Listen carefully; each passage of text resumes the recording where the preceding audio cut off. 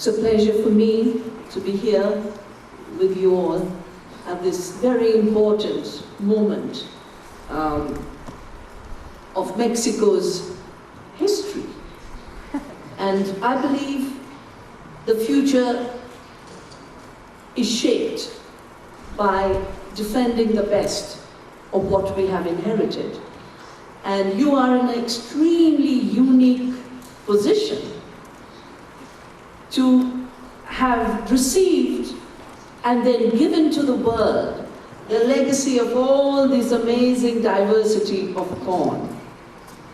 Thousands and thousands of years of creative work by nature, by farmers, by women. And yet, we have some companies, like Monsanto, which suffer a kind of an illusion. They really think they are the creators. And we often joke and say, GMO means God move over, evolution move over, peasants move over, now we're going to take over. And they can't do this without deceit, without corruption, without lies. That is for me, why for me, the defense of the seed is the defense of truth. It's the defense of freedom. Now I recognize some of you from Cancun, where you might remember Monsanto had organized a gifting of GMO foods when it was totally illegal to a poor community outside Cancun. And we heard about it, and people went and informed the community what GMOs were. And the poorest of people said, we don't want this stuff. They started to return the boxes of Kellogg's cornflakes and everything else. Now, I started fighting GMOs when I first realized that this was going to be the strategy of the takeover of our food and health system. 1987. A conference was organized in outside Geneva. United Nations was involved, this industry was involved. And they said they had to do genetic engineering because it was the only way they could take patents. Only way by adding a toxic gene to a plant. They could say, we've created this plant. But of course, adding a toxic gene to corn does not create the 10,000 years of history, nor does it create the next 10,000 years of evolution and potential. All it does is add a toxic. Now, instead of these companies being rewarded with exclusive rights, intellectual property rights, they should have been sued immediately for contamination of the food. Because contamination is not only when a GMO, a gene moves to a non-GM crop. The GMO itself is a contaminated crop, it's a contaminated food. Genes of Bt, Bacillus thuringiensis, don't belong to the corn. Genes of Roundup resistance, for Roundup resistance don't belong to our crops. Of course, Monsanto was very clever. They and the other chemical companies which came out of the war, and having sold chemicals for the war, they knew how to manipulate, they knew how to lie, they knew how to create emergency. And first they brought those chemicals into agriculture, and just recently there's been an explosion in a fertilizer factory in the US in Texas, because fertilizer factories came from explosive factories. It wasn't an accident, it's the original design. That is why Bhopal disaster in '84 took place. It wasn't an accident. These pesticides are designed to kill people. And then, after having taken over agriculture through chemicals, and in Mexico and India are the two places where a toxic agriculture was spread in the name of the Green Revolution. Here through Simit, and in India through Erie. I won't talk too much about the Green Revolution, but those who brought the toxics into farming now want to take over the seed. That's their agenda. GMOs are the excuse to take over. Because how can they come and tell a peasant this is my invention? No, they can't. So they have to manipulate and add a new gene to say, I've done this. It's a bit like, I come in with all these books and reports of ours, come into your beautiful and grand and giant university. I haven't seen a university so big anywhere. And if I come in and say, see, I brought a few books, and therefore I'm the creator of this building and all of the university. And now not only should the university pay me rents, all of your fees should come to me. It's a ridiculous concept, but we have accepted that ridiculous concept when it comes to life itself. One toxic gene has given ownership. And Monsanto has gone on record, James Enyart, their representative, immediately after the WTO, the World Trade Organization, was formed, they said the trade-related intellectual property rights agreement. Why is it such a mouthful? Just to cheat. They should just have said owning life, owning seed. But then everyone would have rebelled. So they said trade-related intellectual property rights. All it says is governments must force patenting on life forms, on transgenics. It begins with transgenics, but it doesn't end with there. Now they're taking patents on non-transgenic crops. The most important issue is, James Enyart said, in writing this agreement, we achieved something unprecedented. We defined a problem and offered a solution. We were the patient, diagnostician, physician, all in one. The problem, they said, was farmers save seeds. That's a problem for them. And the solution was use intellectual property law to make it illegal for farmers to have their own seeds. That's what transgenic crops are all about. Creating a monopoly, collecting a royalty. But it is not just about creating a royalty, it's also about a deep sense of control. In my view, it comes from a deep fear. It comes from the fear of anything that is free and alive. So you must take away the freedom and destroy the life. It's the kind of fear that leads to violence against women. Why do men have to go around killing women or raping them? Because of their fear of the freedom and sovereignty and integrity of the woman as an independent being, a person in her own right. She has to be property. She has to be subjugated. She has to be made an object. That same thinking is behind what Monsanto is doing. I call them global rapists of our cultures and our ecosystems. And I don't use this word loosely because I take rape very seriously as a deep violence. But anytime there is violation against the earth, or against our crops in their centers of diversity, or against the freedom of people, it is a rape. Because it takes away the integrity, it destroys the integrity. If you look at it, why are the Monsantos of the world so desperate to introduce transgenic crops in their centers of diversity? Because that is where the freedom of nature is expressed. To bring forth thousands of varieties of corn. In India, 1,000 varieties, 1,500 varieties of cotton.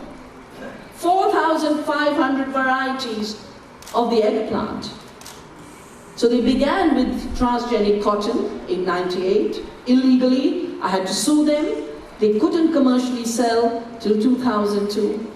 But since Monsanto entered the Indian seed market with cotton, 1995, they did three things. First, they started to buy up Indian companies or have partnerships with them. Second, they started to corrupt our government. Third, they started to change the laws. As a result of which, we now have in the land which had 1,500 varieties of cotton, in the land where Gandhi, called the father of our freedom movement, said, I will not fight the British. with their own means. There's a very famous feminist who has said you can't break the master's house with the master's tools. And he said, we will spin our freedom.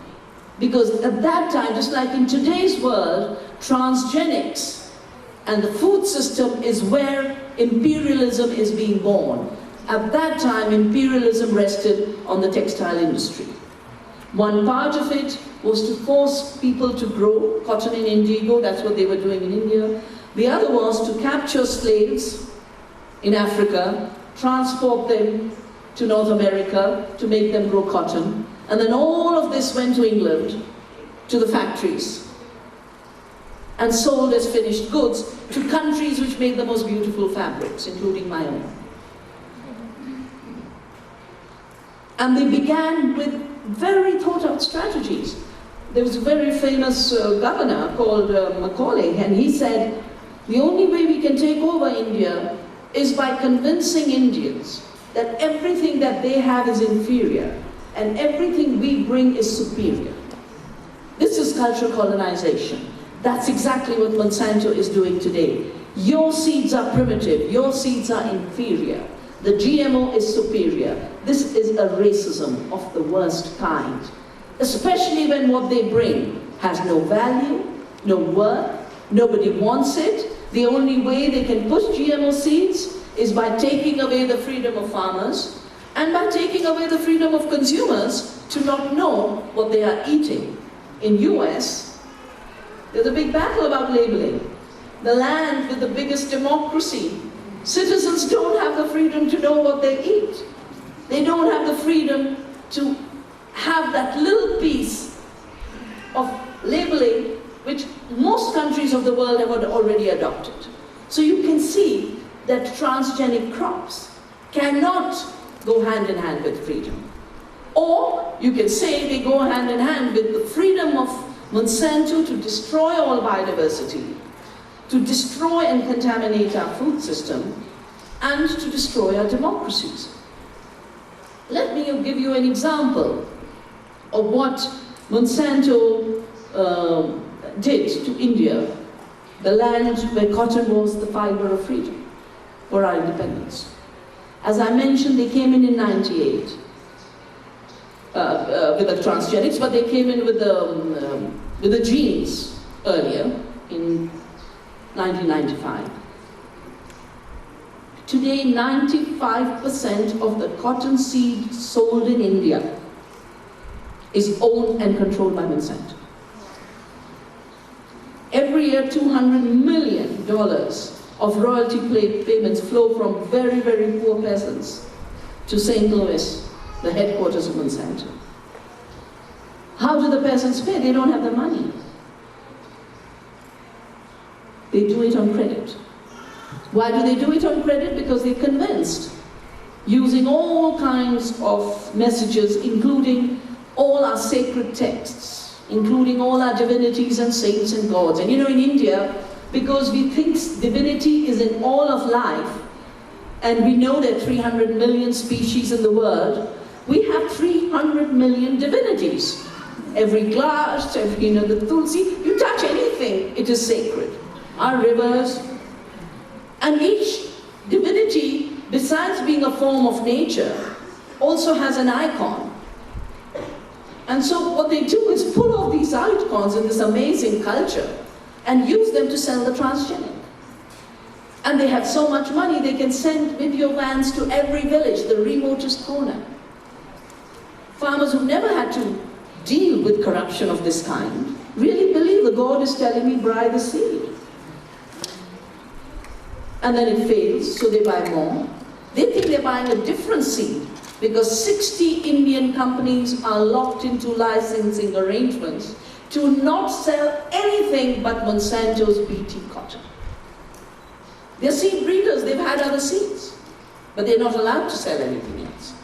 And now that the BT cotton has failed, they're now selling what is called the Bolgat 2, the 2 stacks. And those companies can't sell anything else except the second generation.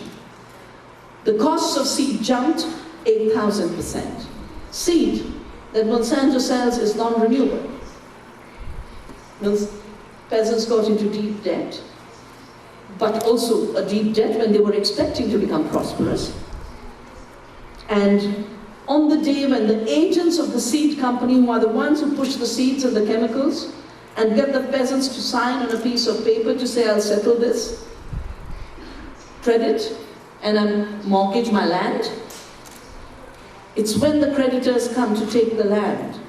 The farmer goes to the field quietly, drinks a bottle of pesticide, ends his life, and somebody finds the body and comes and tells the widow, your husband is lying dead in the farm. Why does he go to the field? Because his land, the mother, is being alienated. Maybe 30 generations, 40 generations of farming on that piece of land. 270,000 Indian peasants have committed suicide since Monsanto took over the cotton seed supply. Majority of these suicides are in the cotton areas, and the suicides started in the cotton areas. So one can say it is a genocide, because according to the United Nations, any deliberate harm caused to any group of people is a genocide. Now, most of the time we associate genocide with ethnicity, like what happened in Rwanda, like what happens in other parts of the world. But farmers are a group. They are an economic group. They are the givers of our food. And there is a deliberate targeting to destroy the independent farmer and the independent peasant of the world. That's the fear. Now, before we had GATT, I used to organize a lot of meetings, big protests, 500,000 in Bangalore, to say no to GATT, no to free trade, no to patenting of seed. And Jose Lutzenberger, who used to be the environment minister of Brazil, had come down for one of these big rallies, and he's looking at this ocean of 500,000 peasants. And he says to me, Vandana, I now understand why they're doing what they're doing. This is the last freedom. The freedom of a farmer to work with the land and to produce food. That freedom is something they cannot tolerate. And that is the freedom that has to be destroyed. That is the freedom we have to defend.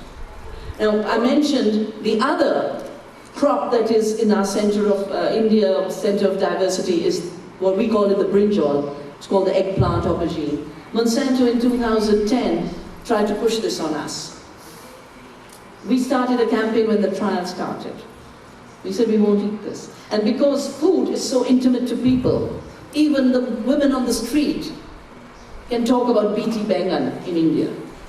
So we did this for the children, so in every school they had everything about the GM transgénico. And I'd love to see stuff like this on the corn being prepared here for young children.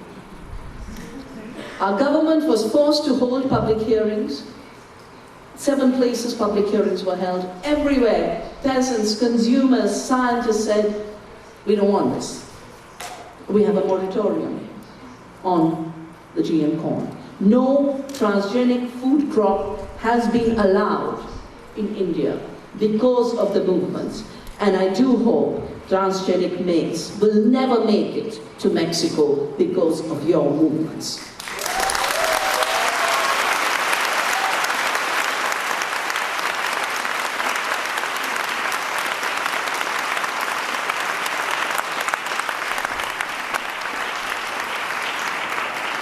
We are now having to prepare for another introduction of a transgenic in the center of diversity in India. India is the biggest producer of bananas in the world. But you don't see our bananas in the global market, because our bananas are grown to be eaten locally. You know, they have very thin skins, they're delicate, different flavors. You go to Kerala, you go to Karnataka, small shops that sell tea or cigarettes have about 20 kinds of bananas hanging there. Everywhere there's diversity. And this mentality to destroy diversity, to destroy freedom, is now driving Mr. Bill Gates, who has now partnered with your Mr. Slim. They too too have a problem. You know, I think they all need to be sent to a mental asylum.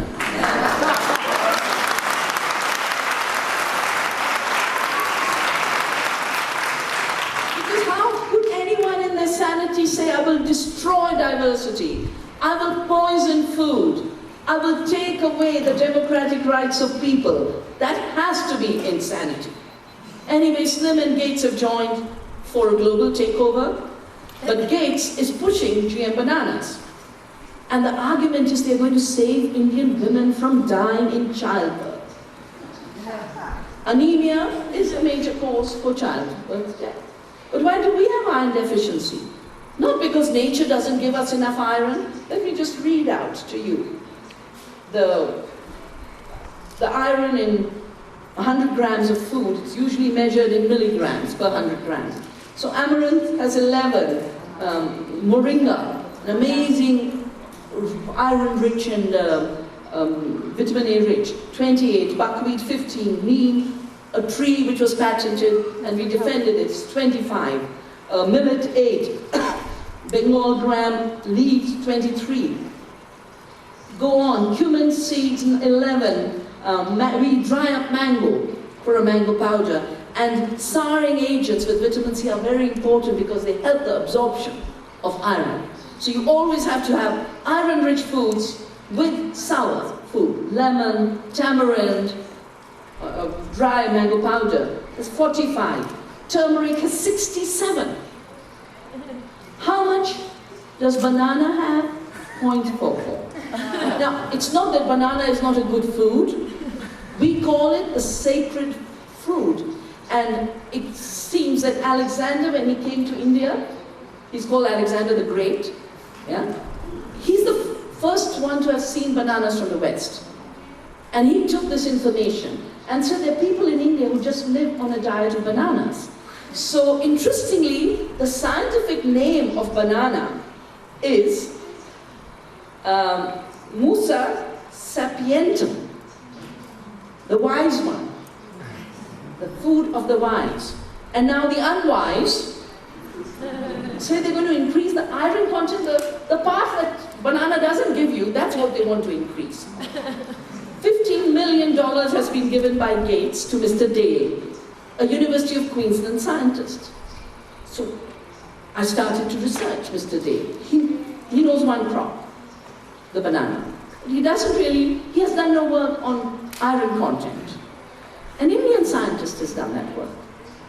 So as I say, one rich man, one scientist who knows one crop, think they can replace the wealth of nature, thousands of crops and their diversity, millions of people over thousands of years, and replace all that intelligence with their stupidity and their ignorance. We can't allow it to happen.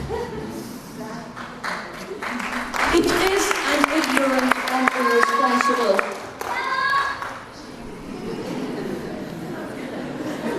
I need to know what that was.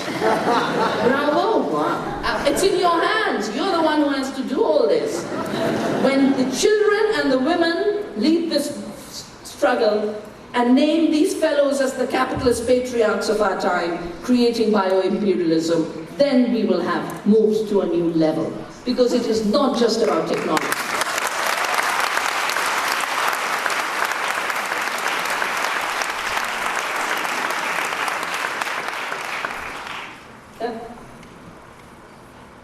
When I say it's ignorant, it's not just ignorant of the diversity. I would like to see any scientist who's working on transgenic corn to have a competition with an indigenous peasant on the diversity of corn, or on corn agroecosystems. They will fail every test because their world is shaped by the limits of what I call the Petri dish worldview. Yeah? You have the planet, you have a planetary worldview. In your field you see all that diversity. You have a worldview from the earth. At best they have the Petri dish worldview, where they know how to shoot a gene into the cell of a plant. They don't know anything more. They have no idea how that plant works. They have no idea what the different genes do. All they know is how to shoot, and they call it the micro-projectile bombardment. The scientific papers are published.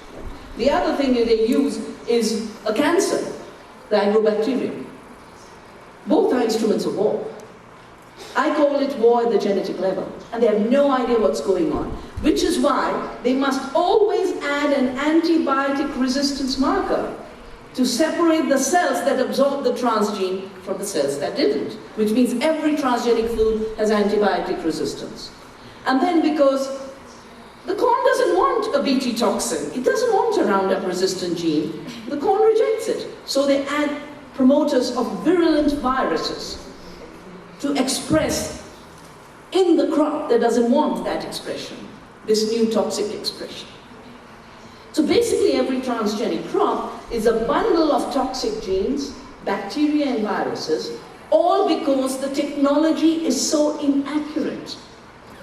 And those who deal with it only know how to deal with the Petri dish. Now, can we leave the future of this beautiful biodiverse planet in the Petri dish worldview, or do we take it to the worldview of indigenous cosmovisions that realize the relationship of everything, that everything is connected, all of life is connected, that we don't live in a fragmented and separated world?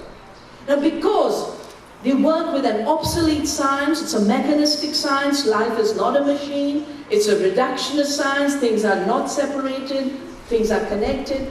I did my PhD on the foundations of quantum theory, on a topic called non-locality and non-separability in quantum theory. Now, mechanistic physics tells you everything is separate. This pen is separate from this microphone, is separate from the corn. Quantum theory tells you everything is related. Everything is related. And because everything is related, the science of genetic engineering, assuming genes are little fragmented billiard balls which you can move around and nothing will happen, is an obsolete science. It's a primitive science. And that is why it's going so wrong. That is why when they put a toxic gene to control a pest, instead you get more pests. All of the Bt crops have created new generations of pests. In cotton, we never had aphids and jacids as pests. They've exploded. 13 times more pesticide is being used. The bollworm, which is supposed to be controlled by the Bt toxin, has now become resistant. So they're adding new genes of Bt. The same goes for the Roundup crops. Roundup ready crops have created, because of the excessive application of glyphosate, they've created weeds that are resistant to Roundup. And now the recommendation in the US is half of the farmlands of US are overtaken by super weeds which can't be controlled. And Monsanto gives $12 an acre to farmers to say, go buy Agent Orange if Roundup isn't working. Agent Orange was a war chemical used during the Vietnam War.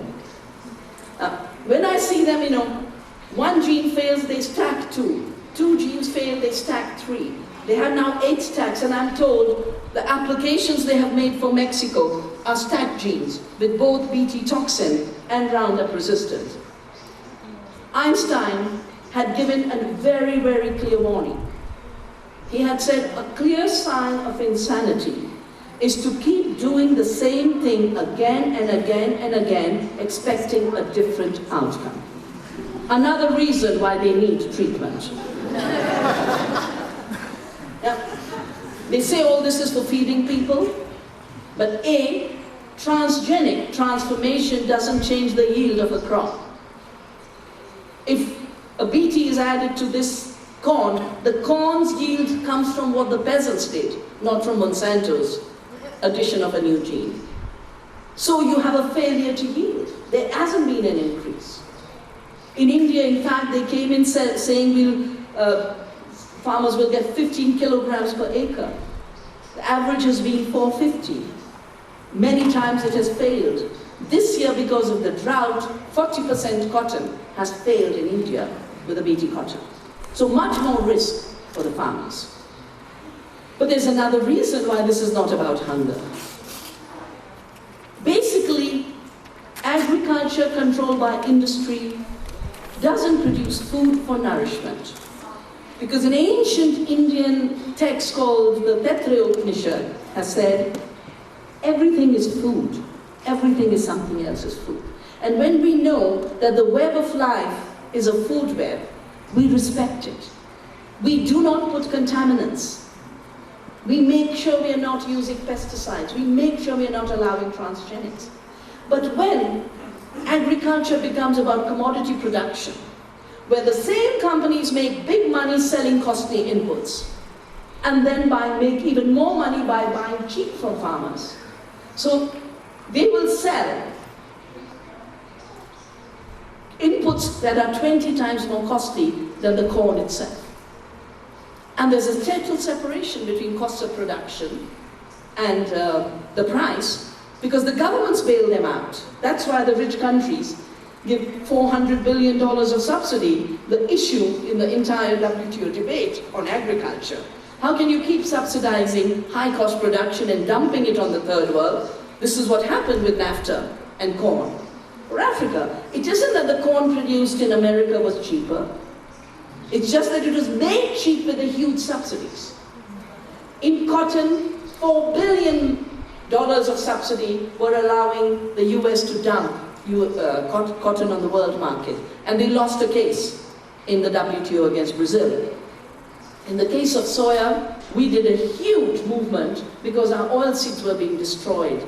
$191 subsidy, the world price $150, which means it would have been more than $300 if the true price had been allowed to reflect, and our crops would not have been destroyed. 5 million farmers uprooted overnight because of dumping of soya, and 1 million small virgin oil mills shut down in order to create the market for their oil. So they're failing to increase yields, they're failing to control pests and weeds, and they're producing commodities that are not food. Nobody would want the transgenic food anyway. But only 10% of the corn and soya of the world goes into the human food chain, is eaten by humans directly. A majority of it is used for factory farms and animal feed. Even in India, where Monsanto can't introduce a GM corn, but they're trying to take over the corn market through hybrids first, 75%, we just did a survey, 75% of the corn being grown in India with Monsanto seeds is going for animal feed. When farmers grow their own corn, they eat it. When they grow a corn bought from these companies, they've got to sell the produce because they spend so much money on credit that they have to sell it to pay back the credit. So either you have suicide through debt or you have hunger through debt. Half of the hungry people of the world, 1 billion people are hungry. Half of them are producers of food. Why aren't they eating the food they grow? Because they're in debt. They have to sell everything they grow. That is why we need food sovereignty. And you can't have food sovereignty without seed sovereignty. Because seed is the first link in the food chain. So they haven't, theirs is not a food system. It's a poison system. And not only should they not be here, because you hold the legacy and heritage of this amazing diversity of corn, they shouldn't be anywhere in the world because they have nothing good to offer. Nowhere should there be GMOs in the food system. So we've been, in India, I started Navdanya, which means 9 seeds. It also means the new gift. 1987, the moment I heard them talk about owning seed and forcing intellectual property rights and GMOs on countries of the world. We've created 110 community seed banks. So 9 seeds for diversity, but it also is the new gift of the commons. Because seed is the commons. Who can tell me how many communities worked to give you the corn today? It's a commons because of the ancestors who have shaped it. It's a commons because we must freely save it and exchange it.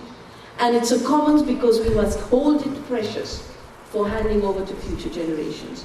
So when these companies said, we've got to stop farmers from saving seed, I declared to our government and said, seed saving is not a crime, it's our highest duty to the earth, to our communities, and to the future. And we will not obey any law that prevents us from performing this duty. We call the non-cooperation with bad law, unjust law, brute law, satyagraha, following Gandhi. Satyagraha means the fight for truth. He first practiced it in South Africa when they were forcing division between the Indians, the blacks, the whites. And he said, we will not bear these badges. We are one as citizens, equal in our diversity. And then he practiced it to fight the compulsory cultivation of indigo. We used it to tell the government we will not obey laws that prevent us from saving seeds. More importantly, we used it in 2004 when Monsanto pushed through a new law called the seed law to criminalize seed diversity. And this is happening around the world. I was told by Anna that you have a 2007 seed law, which basically says you can't have exchange of seed without a labeling and an approval. That is compulsory registration. What are the standards for compulsory registration? Uniformity. Now, if a peasant goes with this and says, okay, I want to distribute this, I just want it recorded, immediately the standards of uniformity, which are called DUS, distinctiveness, uniformity, stability, they'll turn around and tell you, sorry, this is not uniform. Won't be approved. So this compulsory registration is the new tactics to destroy our diversity by criminalizing diversity and the farmers who protect diversity. The very important case, European Court of Justice ruled against the biggest seed saver in France called Cocopelli. And the ruling basically says, protecting, because one of the advisors to the court said, no, there's a duty to protect biodiversity because of the Convention on Biological Diversity. It's international law. The courts, obviously bribed by Monsanto, ruled and said, there's a superior objective of food security. And biodiversity can be destroyed if uniformity produces more. But the problem is uniformity does not produce more. Since I studied the Green Revolution in the 80s, I realized that uniform chemical monocultures produce less food per acre. They produce more commodity because they're only growing one thing. So if all you grow is wheat, you'll have more wheat. But if you grow some wheat, some chickpea, some mustard, you'll have mustard and chickpea and wheat, and you'll have the greens. Today, these greens are being killed because of the use of herbicides. That's why you have iron deficiency. And now they turn around and say, oh, we'll solve vitamin A problems with golden rice. We will solve iron deficiency with GM banana, increasing 0.44 to maybe 0.88, maybe 3 times. It'll still be 3,000% less efficient than our indigenous knowledge and our biodiversity. And that is why we have to protect our biodiversity. I remember, again, back at that rally of 500,000, when Lutzenberger is sitting next to me, and we are saying, you know, we have to show that the peasant farming produces more food. And he said something that has stayed in my mind and has guided a lot of the work we've done. He said, in the Chiapas, a typical peasant grows 10 tons of food. But that food is not just corn. Maybe 2 tons will be corn. The rest will be bananas and vegetables and beans and pumpkins and everything else that you need. But they use the fact that in the US with the monoculture they have 4 tons of corn per acre, and they said this produces less, but it was producing 10 tons of food. So what we've done is with our ecological systems, we've calculated in India, across farming systems, how much does a biodiverse agroecological system produce in food and nutrition. This report of ours, Health per Acre, shows that we could have enough food and nutrition for the world.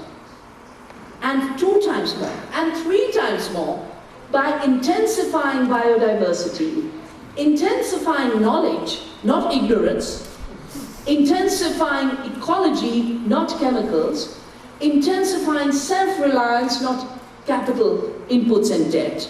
And that other intensification is what food sovereignty is all about.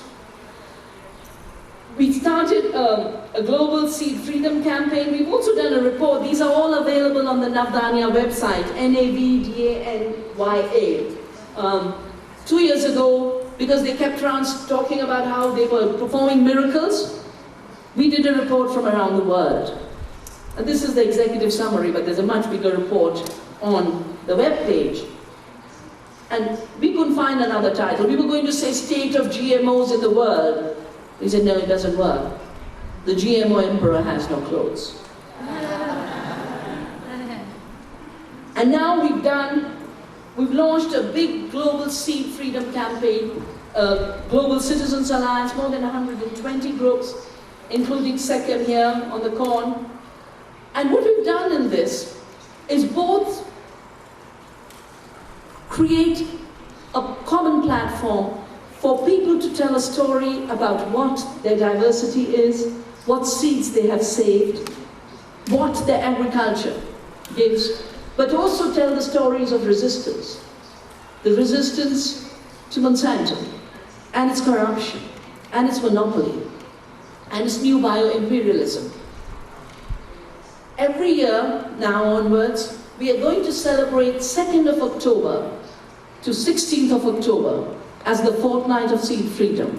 Second, because it's Gandhi's birth anniversary and is recognized as the day where, as citizens for freedom, we have an obligation to not cooperate with unjust law. Either laws that force patenting of seed, laws that criminalize our seed saving, or laws that say you have to have GMOs. They are all laws that are worthy of non-cooperation. And therefore, only citizens can write another law. What is that other law? It's the law of the seed. Now, what's the nature of this seed? You take one kernel, and it's not just going to give you all of this, it's going to probably give you 20 corn heads. Look at the multiplication factor. No transgenic crop can give you that generosity and abundance. The second law of the seed is renewal. Good, fertile, living, open-pollinated seed longs to renew. Might be a rainfall failure, it might have to sit in the soil for 2 years. But when the rain comes, it's going to burst into life. So, multiplication, reproduction, renewability, and sharing. The corn tells the bee, come and pollinate me. I just had a letter for the transgenic banana campaign. The beekeepers of India have written to me. It says, the banana flour is the most important source of food and pollen for bees because it flowers all year round. So please, also, in the banana campaign, No to GMO Banana campaign, please put the seed and the plant and the bee and that relationship into the picture. The law of the seed, we're writing this law of the seed as given by the seed, as given by our freedom, as given by democracy, as given by our ancestors, as given by the peasants. We'll be ready by the end of May, middle of May actually, and we're going to send it right away to all of you. And what we'd like to do is reclaim the kind of spirit through which we got independence against the first imperialism and those past colonizations. And that spirit basically says, we are free. We will be free. And we will not be forced to be bonded on your terms. So we would like to see this law of the seed translated in every community, that this is the law we will obey. In this area, there will be no transgenic corn, there will be no recognition of patents, only the recognition of the duty to protect biodiversity, the duty to love it, the duty to share it. And in this is not just a no to the transgenic, but is writing another narrative for the future of this planet, for the future of our diverse cultures, in which we work together across our diversities. Because when we are together, Monsanto has no power. It's only when we are divided that they have power. When we are divided geographically, or we are divided sectorally. But a bad corn is bad for the farmer and is bad for the consumer. A contaminated corn will contaminate the blood of the child and the mother, and this is a study done in Canada. So I would like to end my remarks with sharing a small poem that was sent to me by someone who's joined the Seed Freedom Campaign, and there's a major Sufi thinker philosopher from Iraq, and she said, I want to share this with you. And this, I know, is the message with which you are fighting transgenic corn in Mexico. In this earth, in this immaculate field, we shall not plant any seeds except for compassion, except for love.